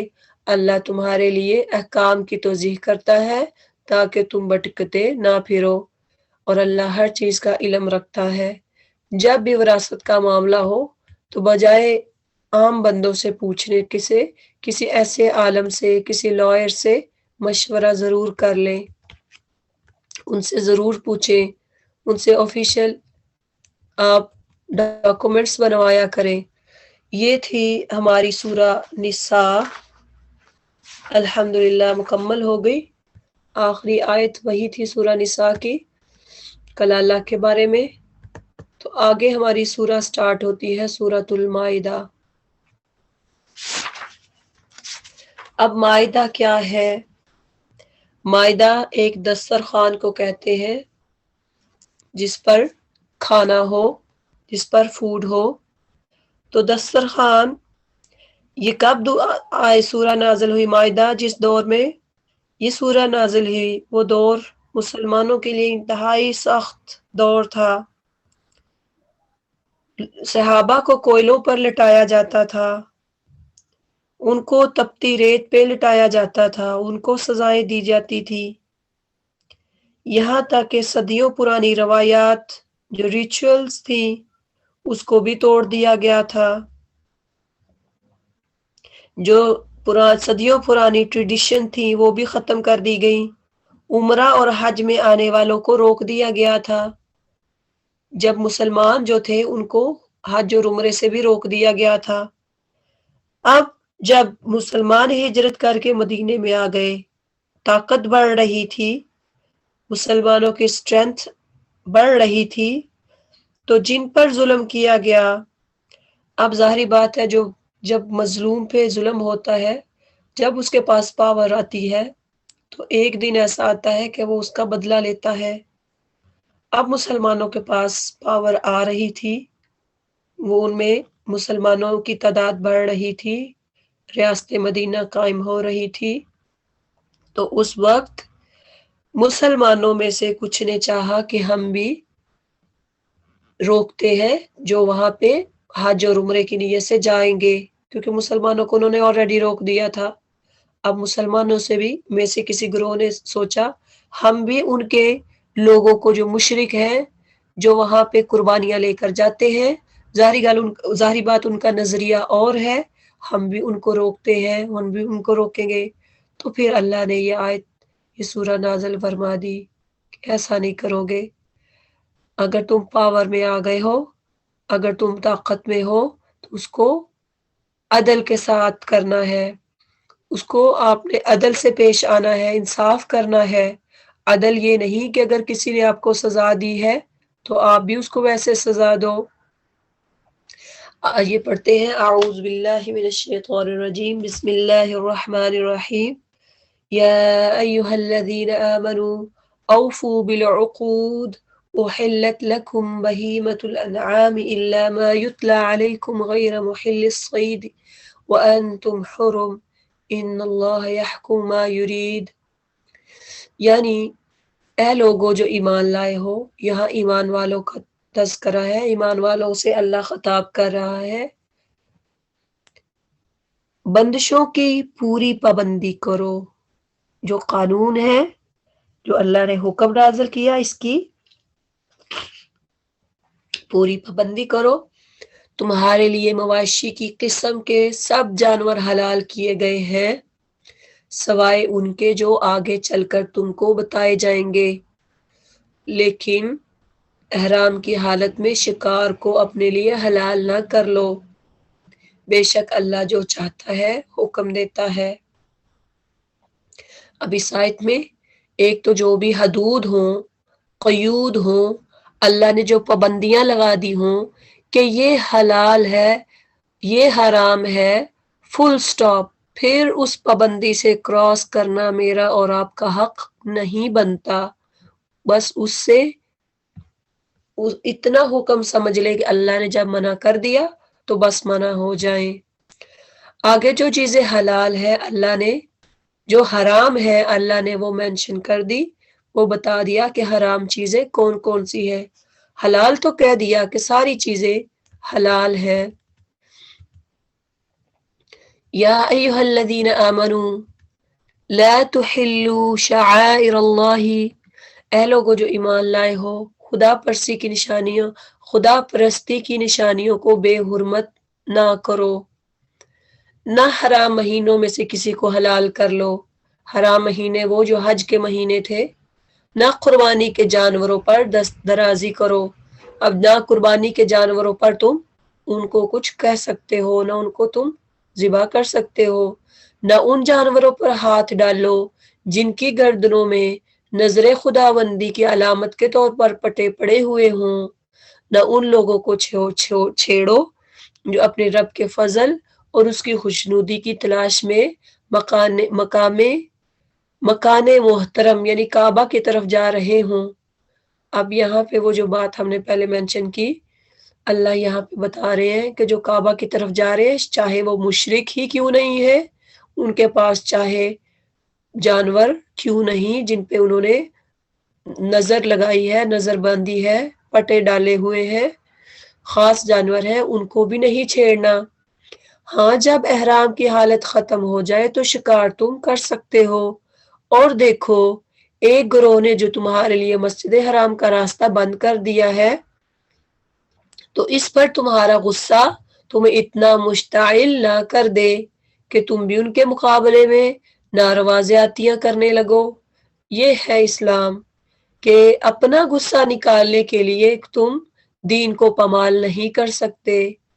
نہیں، جو کام نیکی اور خدا ترسی کے ہیں ان میں سے تعاون کرو۔ ہاں جو اللہ کو خوش کرنے والے ہیں، وَتَعَاوَنُوا عَلَى الْبِرِّ وَالتَّقْوَى، یعنی جو اللہ کو خوش کرنے والے، مدد والے، نیکی والے ہیں ان کو تم ضرور کرو۔ اور جو وَلَا تَعَاوَنُوا عَلَى الْإِثْمِ وَالْعُدْوَانِ، جو گناہ اور زیادتی کے کام ہیں ان میں سے کسی سے تعاون نہ کرو۔ وَاتَّقُوا اللَّهَ، یہ کب ہوگا جب تم اللہ سے ڈرو گے، اللہ سے خدا خوفی کرو گے۔ ان اللہ شدید العقاب، بے شک اللہ تعالی سخت سزا دینے والا ہے۔ تم پر حرام کیا گیا ہے مردار۔ اب یہاں پہ اللہ نے ایک لسٹ دے دی ہے کہ یہ لسٹ ہے جو حرام چیزوں کی ہے۔ اللہ نے حلال چیزوں کی لسٹ نہیں دی۔ اللہ نے کن چیزوں کی لسٹ دی؟ حرام کی۔ کون سی چیزیں حرام ہے؟ تم پر حرام کیا گیا ہے مردار، ڈیڈ، جو بھی چیز مر جاتی ہے وہ چیز حرام ہے۔ اب کوئی بکری ہے مر جاتی ہے اپنے آپ تو کیا وہ ہے؟ حالانکہ وہ حلال تھی لیکن اب مری ہوئی ہے، اس پہ اللہ کا نام نہیں لیا گیا تو وہ حرام نہیں، وہ حلال نہیں ہے، مردار ہے۔ مردار بھی تم پر حرام ہے۔ خون، سور کا گوشت، وہ جانور جو خدا کے سوا کسی اور کے نام پر ذبح کیا گیا ہو، یعنی جو ذبیحہ جو اپنے سلاٹر بغیر اللہ کے نام لیے ذبح کیا وہ بھی حرام ہے۔ اور جو گلا گھٹ کر یا چوٹ کھا کر یا بلندی سے گر کر یا ٹکر کھا کر مرا ہو یا جسے کسی درندے نے پھاڑا ہو، سوائے اس کے کہ جسے تم نے زندہ پا کر ذبح کر لیا۔ اگر تو کسی جانور نے پھاڑا ہے، کسی کتے نے، شکاری کتے نے، کسی شکاری جانور نے خود پھاڑا ہے جس کو تم نے نہیں بھیجا تو وہ تم پر حلال نہیں۔ ہاں اگر وہ زندہ ہے تو پھر تم اس کو ذبح کر لو۔ اور وہ جو کسی آستانے پر ذبح کیا گیا ہو، نیز یہ بھی یعنی غیر اللہ کی جگہ پر جہاں پہ اللہ کا نام نہیں لیا جاتا، غیروں کے نام پہ، یہ نظر نیازیں کس کے لیے ہے؟ گنج بخش کے لیے، یہ نظر نیاز فلاں کے لیے، فلاں کے لیے، ایسی چیزیں حرام ہے۔ یہ بھی تمہارے لیے ناجائز ہے کہ 500 کے ذریعے سے اپنی قسمت معلوم کرو، یعنی ہاتھ دکھانا، یہ سب افعال فسق ہیں۔ آج کافروں کو تمہارے دین کی طرف سے پوری مایوسی ہو چکی ہے، لہٰذا تم ان سے نہ ڈرو بلکہ اللہ سے ڈرو۔ آج میں نے تمہارے دین کو تمہارے لیے مکمل کر دیا اور اپنی نعمت تم پر تمام کر دی اور تمہارے لیے اسلام کو تمہارے دین کی حیثیت سے قبول کر لیا، لہٰذا حرام و حلال کی جو قیود تم پر عائد کر دی گئی ہیں ان کی پابندی کرو۔ آج الیوم اکملت لکم دینکم واتممت علیکم نعمتی، یہ حجۃ الوداع کے موقع پر آیت نازل ہوئی تھی۔ اس وقت اللہ تعالیٰ نے فرمایا تھا کہ میں نے آج کے روز دین کو مکمل کر دیا ہے۔ البتہ جو شخص بھوک سے مجبور ہو کر ان سے کوئی چیز کھا لے، جتنی چیزیں اوپر بتائی گئی ہیں، جو لسٹ دی گئی ہے ان میں سے کوئی چیز مجبور ہو کر، یعنی اس کے پاس کچھ کھانے کو نہیں، بغیر اس کے کہ گناہ کی طرف اس کا میلان ہو، تو بے شک اللہ معاف کرنے والا رحم کرنے والا ہے۔ خاص طور پہ وہ لوگ جو ابراڈ میں ہیں، جو چائنا میں، جو امریکہ، یورپ میں، جہاں پہ حلال و حرام کی تمیز کم ہوتی ہے، ایسے گوشت پائے جاتے ہیں پتہ نہیں حلال ہے یا حرام، تو وہاں پہ تصدیق کر لیا کریں، وہاں پہ پوچھ لیا کریں کہ حلال کون سا ہے، اس کو ڈھونڈ کے کھائیں۔ اگر ایسے ممالک میں اگر گوشت حلال نہیں بھی ملتا تو ہم نہ کھائیں گے تو کوئی موت نہیں آتی۔ ایسے جگہوں پہ پرہیز کریں حرام چیزیں کھانے سے، سور اور باقی جو چیزیں ہیں جو اللہ نے حلال بھی کی، جیسا کہ بکری گوشت، باقی سارے گوشت میٹ اللہ نے جو حلال کیے ہیں، اگر ان پر اللہ کا نام نہ لیا گیا ہو تو وہ بھی حرام ہوتے ہیں۔ تو ہمیں حلال شاپ ڈھونڈ کر کھانا، حلال گوشت ڈھونڈنا چاہیے۔ لوگ پوچھتے ہیں کہ ان کے لیے کیا حلال کیا گیا ہے، کہو تمہارے لیے ساری پاک چیزیں حلال کر دی گئی ہے۔ ایک بات یاد رکھیں کہ جو حلال، جس کی رگ میں حلال بسا ہو، وہ کبھی حرام کی طرف مائل نہیں ہوگا، کبھی بھی حرام نہیں کھائے گا۔ جو شروع سے لے کر، جس کی پیدائش بچپن سے لے کر حلال سے ہوئی ہے، رشوت کبھی نہیں کھائی، گناہ کا کوئی چیزیں کبھی نہیں، کسی کا حق چھین کر نہیں کھایا، کسی چیز کی چیزیں چرا کے نہیں کھائی، وہ کبھی حرام کی طرف نہیں آئے گا۔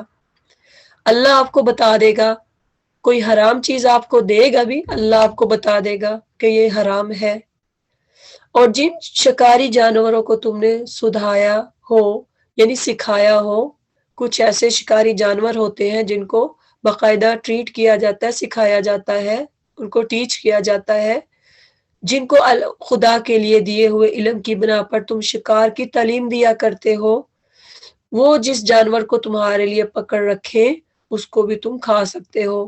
جن کو تم نے سکھایا ہو، جن جانوروں کو تم نے بتایا ہو، سکھایا ہو، اور جب وہ تم جن کو چھوڑو، ان کو چھوڑو تو وَاذْكُرُوا اسْمَ اللَّهِ عَلَيْهِ، تو تم اللہ کا نام لے لیا کرو، اللہ اکبر کہہ لیا کرو، بسم اللہ اللہ اکبر۔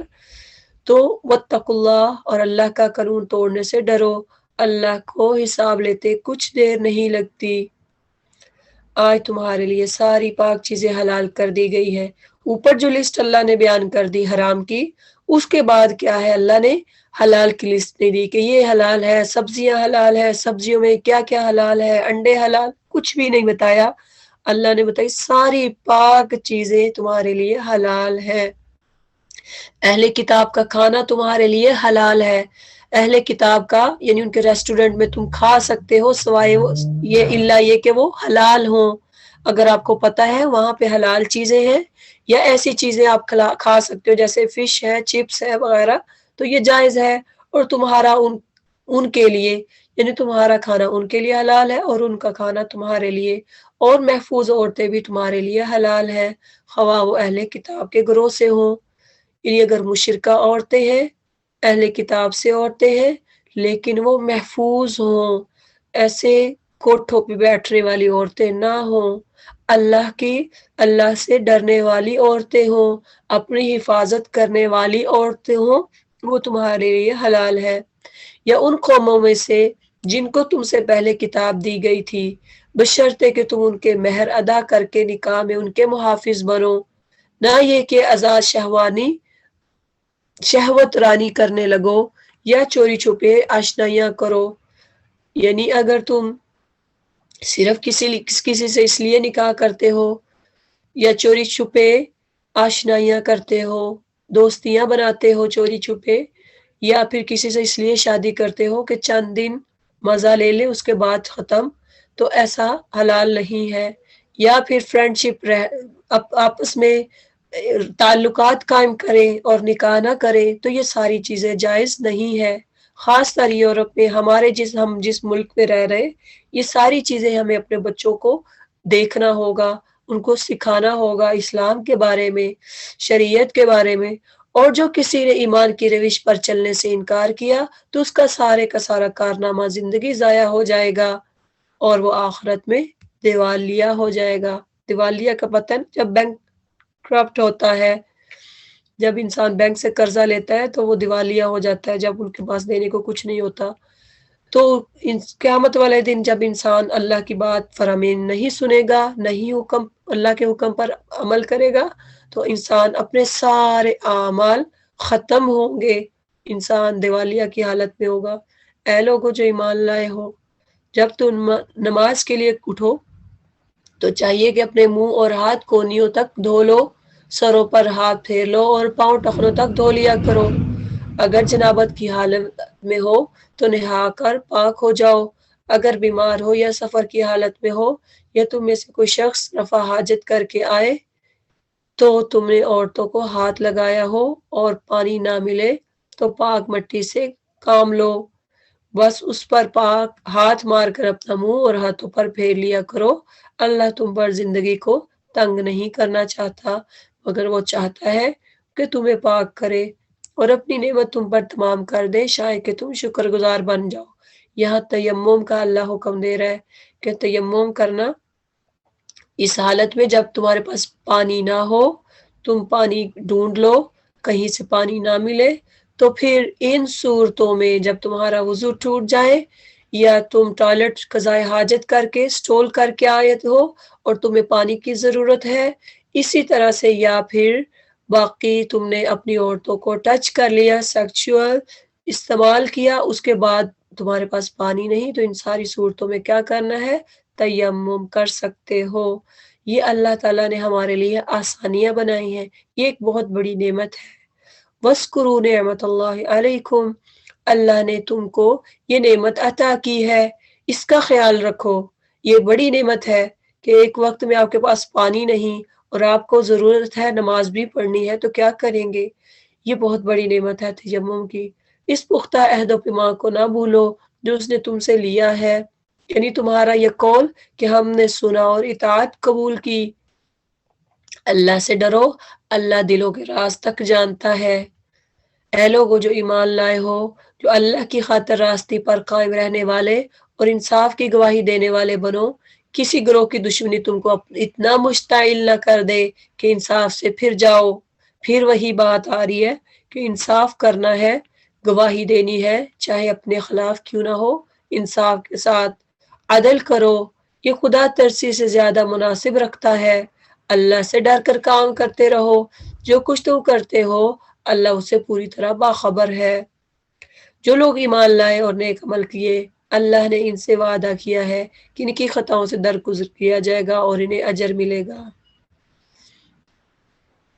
رہے وہ لوگ جو کفر کریں اور اللہ کی آیات کو جھٹلائیں تو دوزخ میں جانے والے ہیں۔ اے لوگو جو ایمان لائے ہو، اللہ کے اس احسان کو یاد کرو جو اس نے ابھی حال میں تم پر کیا ہے، جبکہ گروہ نے تم پر دست درازی کا ارادہ کر لیا تھا، یعنی تم سے لڑائی کرنے کا، مگر اللہ نے ان کے ہاتھ تم پر اٹھنے سے روک دیا۔ اللہ سے ڈر کر کام کرتے رہو، ایمان رکھنے والوں کو اللہ ہی پر بھروسہ کرنا چاہیے۔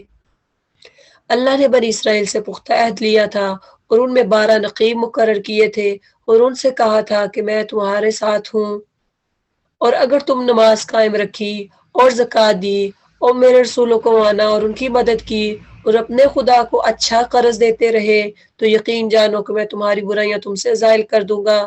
یہ وہ کام ہے جو نیکی کے ہے۔ لئن اقمتم الصلاۃ، نماز قائم کرنا، زکوٰۃ دینا اور رسولوں کی بات کو ماننا، اللہ کے راستے میں قرض دینا، یہ ساری چیزیں کیا ہے؟ اللہ تعالیٰ کہتے ہیں اگر تم کرو گے تو پھر یقین رکھو کہ میں تمہاری برائیاں تم سے دور کر دوں گا اور تم کو ایسے باغوں میں داخل کر دوں گا جن کے نیچے نہریں بہتی ہوں گی۔ اس کا بدلہ کیا ہوگا؟ اللہ جنت عطا فرمائے گا، مگر اس کے بعد جس نے تم میں سے کفر کی روش اختیار کی تو در حقیقت اس نے سوا السبیل گم کر دی۔ سوا السبیل کیا ہے؟ صراط مستقیم ہے۔ تو جو کفر کی راہ پہ آئے گا، کفر کی راہ اختیار کرے گا، گویا اس نے سیدھا راستہ کھو دیا۔ پھر ان کا اپنے عہد کو توڑ ڈالنا تھا، جس کی وجہ سے ہم نے ان کو اپنی رحمت سے دور پھینک دیا اور ان کے دل سخت کر دیے۔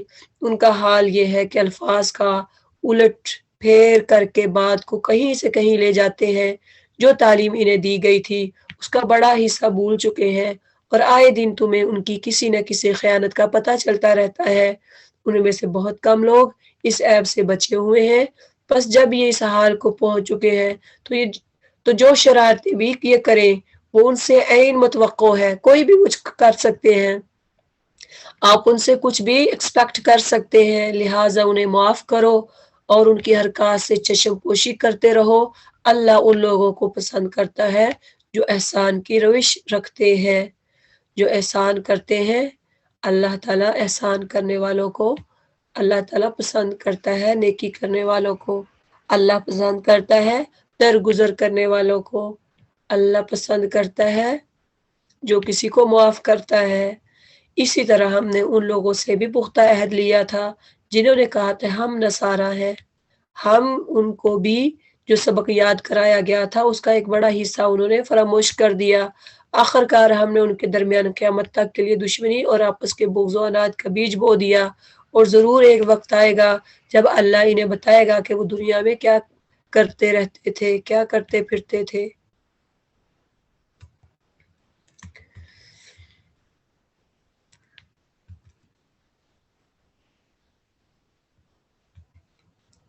اے اہل کتاب، ہمارا رسول تمہارے پاس آ گیا ہے جو کتاب الہی کی بہت سی ان کتابوں کو تمہارے سامنے کھول رہا ہے جن پر تم پردہ ڈال رہے تھے، اور بہت سی باتوں سے درگزر بھی کرتا ہے، اور تمہارے پاس اللہ کی طرف سے روشنی آ گئی ہے اور ایک ایسی حق نما کتاب جس کے ذریعے سے اللہ تعالیٰ ان لوگوں کو جو اس کی رضا کے طالب ہے سلامتی کے طریقے بتاتا ہے، اور اپنے اذن سے، اپنی اجازت سے ان کو اندھیروں سے نکال کر اجالے کی طرف لاتا ہے اور راہ راست کی طرف ان کی رہنمائی کرتا ہے۔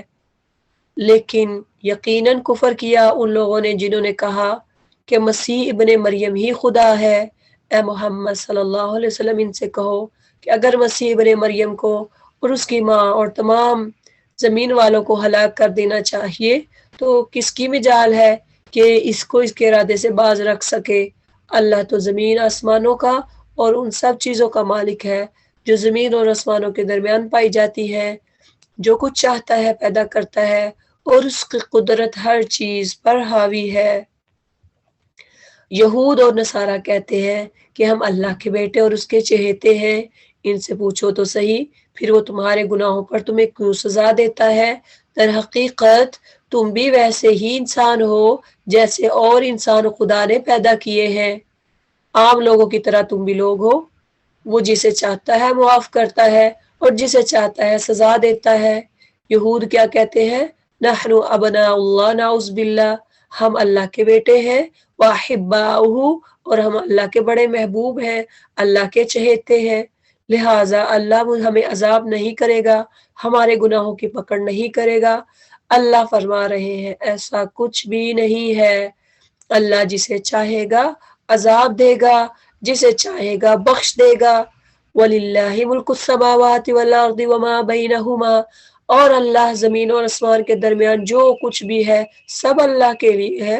وَإِلَيْهِ الْمَصِيرُ، اور اسی کی طرف سب کو جانا ہے۔ اے اہل کتاب، ہمارا یہ رسول ایسے وقت تمہارے پاس آیا ہے اور دین کی واضح تعلیم تمہیں دے رہا ہے جبکہ رسولوں کی آمد کا سلسلہ ایک مدت سے بند تھا، تاکہ تم یہ نہ کہہ سکو کہ ہمارے پاس کوئی بشارت دینے والا اور ڈرانے والا نہیں آیا۔ سو دیکھو آ وہ بشارت دینے والا اور ڈرانے والا آ گیا ہے، کون؟ نبی صلی اللہ علیہ وسلم، اور اللہ ہر چیز پر قادر ہے۔ اور یاد کرو جب موسیٰ نے اپنی قوم سے کہا تھا، اے میری قوم کے لوگوں، اللہ کی اس نعمت کا خیال کرو جو اس نے تمہیں عطا کی تھی۔ اس نے تم میں نبی پیدا کیے، تم کو فرما روا بنایا، اور تم کو وہ کچھ دیا جو دنیا میں کسی کو نہ دیا تھا۔ اے میرے برادران قوم، یا قوم ادخلوا الارض، کتنا پیارا انداز ہے موسیٰ علیہ السلام کا۔ کیا کہہ رہے؟ اے میرے قوم کے بھائیوں، اس مقدس سرزمین میں داخل ہو جاؤ جو اللہ نے تمہارے لیے لکھ دی ہے، پیچھے نہ ہٹو ورنہ نہ کام اور نہ مراد پلٹو گے۔ لیکن وہ ہٹ درم تھے، انہوں نے جواب دیا، اے موسیٰ، وہاں تو بڑے زبردست لوگ رہتے ہیں، ہم وہاں ہرگز نہ جائیں گے جب تک وہاں سے وہ نکل نہ جائیں، ہاں اگر وہ نکل گئے تو ہم داخل ہونے کے لیے تیار ہیں۔ ان ڈرنے والوں میں دو شخص ایسے بھی تھے، اب ہر طرح کے لوگ برابر، 5 انگلیاں برابر نہیں ہوتی، کوئی نیک ہوتے ہیں، کوئی بد ہوتے ہیں، بد میں نیک آتے ہیں۔ 2 شخص ایسے تھے جن کو اللہ نے اپنی نعمت سے نوازا تھا، انہوں نے کہا ان جباروں کے مقابلے میں دروازے کے اندر گھس جاؤ، جب تم اندر پہنچ جاؤ گے تو تم بھی غالب آؤ گے، تم ہی غالب رہو گے، اللہ پر بھروسہ کرو، اور اگر تم مومن ہو۔ ان 2 شخصوں نے کیا کہا، ان 2 مردوں نے کیا کہا؟ اب یہاں پہ کیا آ رہا ہے؟ قال رجلان، رجل کے بارے میں، رجال کے بارے میں ہم نے کل پڑھا تھا کہ رجل کون ہوتا ہے؟ جرت مند، بہادر، محافظ، وہ ہوتا ہے رجال، اللہ سے ڈرنے والا، اللہ پہ توکل کرنے والا رجال ہوتے ہیں۔ تو یہاں پہ بھی 2 ایسے شخص آئے جن کو اللہ نے اپنی نعمت سے نوازا تھا، دین کی نعمت، اسلام کی نعمت۔ انہوں نے کہا ان جباروں کے مقابلے میں دروازے کے اندر گھس جاؤ، جب تم اندر جاؤ گے تو پھر ہی پتہ چلے گا نا، پھر ہی تم غالب رہو گے۔ اب یہاں پہ ایک ہمارے لیے لیسن ہے کہ کبھی بھی دور بیٹھے ہی یہ کہہ دینا کہ نہیں میں تو ایسے کر ہی نہیں سکتی، میرے سے تو کام ہو ہی گئی نہیں، میں تو ڈیلی بیس پہ پڑھ ہی نہیں سکتی، میں تو دورہ قرآن کروں میرے لیے تو ممکن ہی نہیں، میرے پاس تو ٹائم ہی نہیں ہے، میں تو نماز کے قریب کیسے جاؤں، میرے پاس تو ٹائم ہی نہیں ہے، میرے تو کپڑے خراب ہیں۔ یعنی ہم بیٹھے ہی اپنے پاس سے بہانے بازیاں بنائی جاتے ہیں، کیونکہ ہمارے دل پہ جب ایسا تب ہوگا جب غلاف ہوگا، جب اللہ کی رحمت ہمارے قریب نہیں پنپے گی، نہیں آئے گی۔ تو جب آپ ارادہ کر لیں، توکل پھر اللہ پہ کرنا ہے، اللہ پہ بھروسہ کرنا ہے، اللہ ہمیں ہمت دے گا، اللہ مجھے طاقت دے گا۔ میں ایک دفعہ پڑھ کے تو دیکھوں، ایک دفعہ کلاس میں جا کے تو دیکھوں ہوتا کیا ہے۔ اللہ مالک ہے میرے باقی کاموں کا، اللہ مالک ہے میرے بچوں کا، اللہ مالک ہے میرے گھر کا، میرے کاموں کا۔